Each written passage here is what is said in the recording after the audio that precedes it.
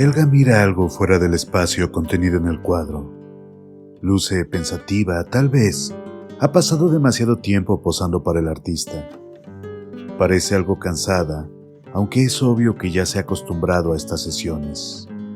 Un gesto ambiguo, casi una sonrisa se dibuja en sus labios. Sus cejas, pálidas como hilos de oro, brillan de manera milagrosa gracias a los pinceles del artista, quien se recrea en los cabellos sueltos de las trenzas encima de un suéter gris, extraordinariamente pintado. Tanta belleza en un solo cuadro. Hoy en...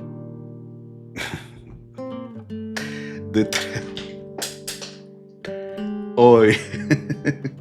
Hoy en Detrás del Arte. ¿Qué hay detrás de Andrew Wyatt?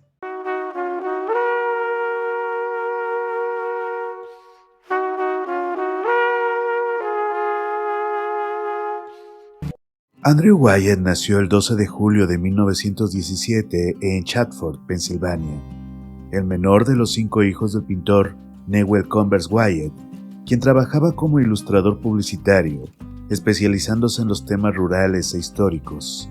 Su madre, Caroline Bocuse Wyatt, fungía como ama de casa, manteniendo unida a la familia y fomentando la lectura en sus vástagos, lo que propició un ambiente de marcada intensidad intelectual que impregnó a Andrew desde pequeño. Enfermizo y aparentemente débil, los padres del muchacho lo sobreprotegían, por lo que fue educado en casa para evitar riesgos, siendo instruido por su padre en la formación básica, además de darle sus primeras lecciones de pintura. De hecho, es muy probable que varias ilustraciones firmadas por Newell fueran pintadas por Andrew en su adolescencia. Sobre esta formación temprana, Wyatt solía decir que había aprendido a pintar antes de saber leer y escribir. Inspirado por Winslow Homer, se especializa en acuarela y después en témpera de huevo, técnica enseñada por su cuñado Peter Hort, quien también lo inicia en la pintura italiana y los métodos renacentistas. En 1933, asiste a una exposición de Winslow Homer, la cual le ayuda a decidir que su vocación es la pintura, por lo que empieza a desarrollar su primer cuerpo de obra importante, exhibiéndolo en la exposición A Wyatt Family, organizada por la Art Alliance de Filadelfia en 1936, donde se presentan obras de Andrew, pero también de su padre y su hermana Enriqueta Wyatt, quien eventualmente se volvería reconocida como retratista. Al año siguiente, la Galería Macbeth de la ciudad de Nueva York acoge su primera muestra en solitario, agotando todo el catálogo y allanando su camino a la pintura profesional, aprovechando la ocasión para declararse en contra de la pintura que aspiraba a ser fotográfica. En 1940 se casa con Betsy James, quien fungiría como su modelo y representante. En 1943, rechaza un contrato con el Saturday Evening para trabajar en sus portadas al lado de su padre. Posteriormente lamentaría esta decisión no por el trabajo en sí mismo, sino porque éste le habría permitido pasar más tiempo con su progenitor antes de que la desgracia golpeara a la familia 2 años después, cuando Newell y su sobrino del mismo nombre fallecieron en el viaje de vuelta a su casa. Su automóvil sufrió un desperfecto al momento de cruzar las vías del tren, siendo embestidos por la máquina y muriendo en el acto. Wyatt diría que la muerte de su padre fue un acontecimiento crucial en su carrera artística, además de una tragedia personal, y no cabe duda de que el estilo más sobrio, oscuro y melancólico fue una consecuencia directa del golpe emocional sufrido por el muchacho. Al año siguiente pinta Invierno, para muchos, un testimonio de la muerte que corre sin rumbo en las colinas cercanas al lugar del percance. Posterior a este desafortunado incidente, se dedica de lleno a la actividad pictórica, desempeñándose en diversas técnicas, priorizando la llamada témpera al huevo, habitual en la escuela de Pensilvania y cultivada por varios pintores estadounidenses, quienes entendían en sus componentes, de fácil obtención en zonas rurales, una contraparte de la técnica europea que consideraban aristocrática, paranoica y alejada de la realidad, hallando en la humildad de la témpera una técnica democrática al alcance de cualquiera. Durante la década del 40, Wyatt tiene 2 hijos, uno de los cuales, Jamie, seguiría los pasos de su padre, siendo la tercera generación de artistas Wyatt. En 1948, pinta su obra más famosa, El mundo de Cristina, una extraña visión donde una mujer en primer plano se arrastra en medio de un campo de pasto alto. A lo lejos, una casa se dibuja sobre la línea de horizonte. La mujer es Christina Olson, habitante de la Olson House, edificio anotado en el Registro Nacional de Lugares Históricos en Maine, donde Wyatt tenía una segunda residencia.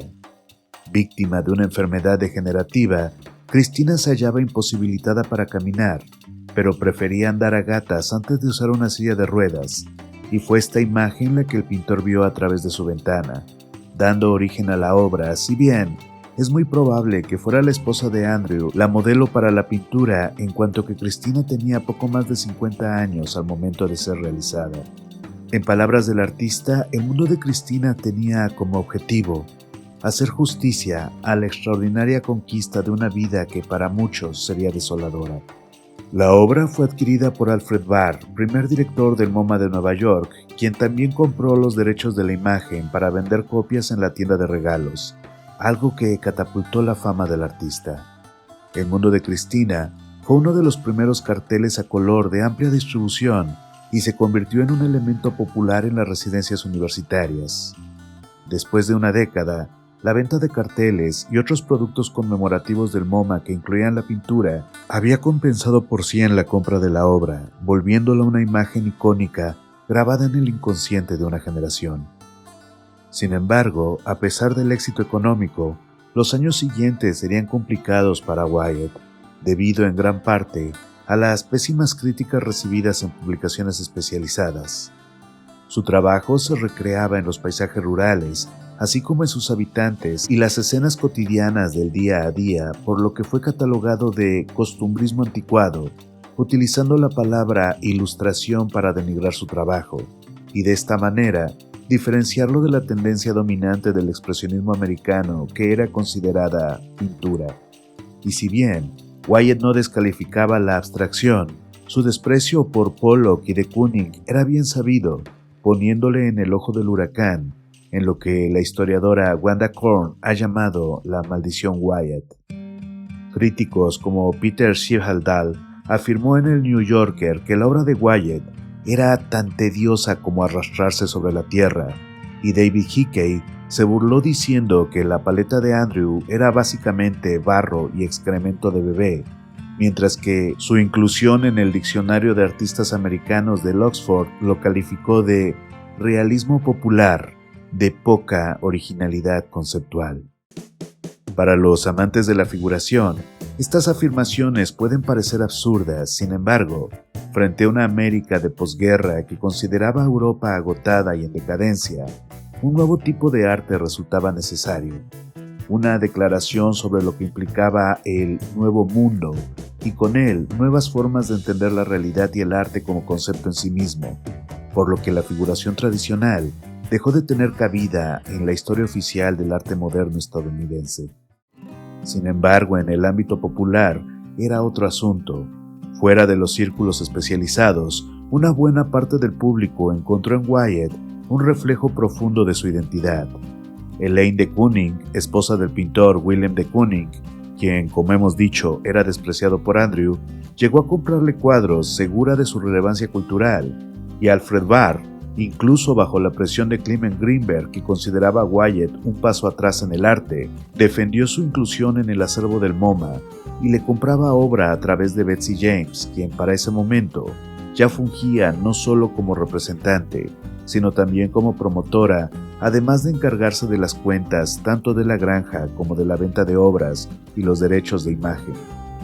Wyatt diría que su esposa era peor que su padre, presionándolo constantemente para producir nueva obra e incapacitándolo de tomar decisiones sin su aprobación. Si este resentimiento era real o no, no podemos estar seguros, pero explica por qué el pintor mantuvo algunos secretos para con su pareja. Uno de estos, tal vez el más afortunado, fue su relación con Helga Testorff, inmigrante alemana que se encargaba del cuidado de Karl Werner, vecino de los Wyatt, con quien mantenía una relación cercana, por lo que no es raro que, eventualmente, se hubiera topado con la chica en una visita a su granja. De oficio enfermera, Tesford nunca había modelado, pero rápidamente se familiarizó con las largas sesiones en las que Andrew la dibujaba y pintaba, algo que se repitió unas 200 veces entre 1971 y 1985, sin el conocimiento de sus respectivas parejas. Era obvio que a Wyatt le interesaba esa actitud seria y grave de la alemana. En sus obras, muchas de ellas desnudos, Helga parece gravitar en el vacío, sin mayor interés por lo que sucede en el exterior. Apenas si esbozando una sonrisa en algunos de sus retratos, pero casi siempre con ese distanciamiento infranqueable entre el autor y su obra que le dan un aspecto casi mágico de ensoñación protoerótica. La obra de Helga no dejó indiferente al público. Algunos tabloides llamaron la atención a la posible relación clandestina entre el pintor y la modelo, mientras que revistas especializadas condenaron el carácter voyeurista de las obras. Sin embargo, el New York Times, en un amplio artículo titulado El mundo de Helga, el arte secreto de Andrew Wyatt, mismo que puedes consultar online, recogía el beneplácito de la señora Wyatt sobre las obras de Helga, así como la opinión que el mismo Andrew tenía de la serie. En sus palabras, las pinturas de Helga se parecían mucho al ballet, erótico, hermoso, pero intocable, y esa es la fascinación de la danza. Es el silencio erótico lo que fascina. En muchas pinturas, ella duerme con los brazos sobre la cabeza. He puesto las pinturas de pie y ella se convierte en una bailarina. Entonces, ¿duerme o solo tiene los ojos cerrados? Baila sola, pero ¿quién es su pareja? Efectivamente, las obras tuvieron una gran recepción entre el público y en 1986, el millonario Leonard T. Andrews adquirió la colección completa de una sola vez para exponerla en la Galería Nacional de Arte al año siguiente, algo que el curador Neil Harris calificó de un error traumático para el museo. Cabe destacar que la relación entre Helga y Andrew parecía estrictamente profesional y era común que la invitara junto a su familia a sus celebraciones de cumpleaños y otras fiestas ya en pleno siglo XXI. En 1963 se le concede la Medalla Presidencial de la Libertad de los Estados Unidos y en 1970 pasa a ser el primer pintor en exponer en la Casa Blanca. Para 1976, el Museo de Arte Moderno de Nueva York organiza la primera gran retrospectiva de Andrew Wyatt, presentando casi la totalidad de su obra, reafirmándolo como el pintor icónico de la América al lado de Edward Hopper. 3 décadas después, Wyatt aún seguía trabajando en Chatsworth cuando cayó enfermo debido a una infección pulmonar, hasta que el 16 de enero del año 2009 fallece mientras duerme en la granja que había habitado casi toda su vida. Tenía 91 años y a su muerte una avalancha de publicaciones celebró su obra. Su viuda, Betsy Wyatt, le sobrevive hasta 2020, encargándose de su patrimonio y el trabajo que había quedado sin vender, además de los homenajes póstumos que reconocían, tal vez demasiado tarde, la importancia de su trabajo.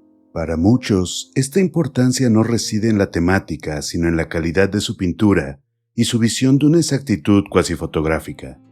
Sin embargo, sería un error quedarnos solamente con estos aspectos, en cuanto que sus obras son producto de una mirada atenta y paciente que obtiene información más allá de la instantánea.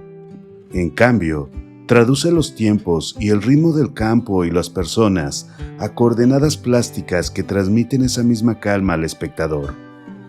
No son realismo en sí, sino la suma de factores que intervienen en su producción, perceptibles a la atención minuciosa del que conoce el oficio. Efectivamente, Wyatt es símbolo de una América que no cede al vertiginoso ritmo de la actualidad, sino que reflexiona de manera cuidadosa en su propio origen y en la necesidad de detenernos a observar las pequeñas cosas y de este modo apreciar su existencia y la paz que conlleva el respetarla. Una lección que hoy en día es más necesaria que nunca. Pues esto ha sido Detrás del Arte, gracias por acompañarme en un nuevo video. Si quieres apoyar este proyecto lo puedes hacer con un buen like, compartiendo y promocionando el contenido, y si está dentro de tus posibilidades, aportando con un super gracias o con un super chat en las transmisiones en vivo. También te recuerdo que si estás en España, ya puedes comprar la novela gráfica Lo que sueñan los dioses, con guión de un servidor e ilustraciones de Eduardo Pichardo, editado por Itineraria, de venta en librerías de prestigio y en Latinoamérica en Amazon y Mercado Libre. Les agradezco a los miembros del canal, ya que sin su apoyo este espacio no sería posible. Sígueme en mis redes sociales, suscríbete, subo contenido semanalmente y realizo transmisiones en vivo todos los jueves y domingos. Por mi parte sería todo, soy el Dr. Francisco Soriano, te mando un abrazo, un saludo, mantente extraordinario y donde quiera que estés, muy pronto nos volveremos a ver. Hasta luego a todos, bye bye.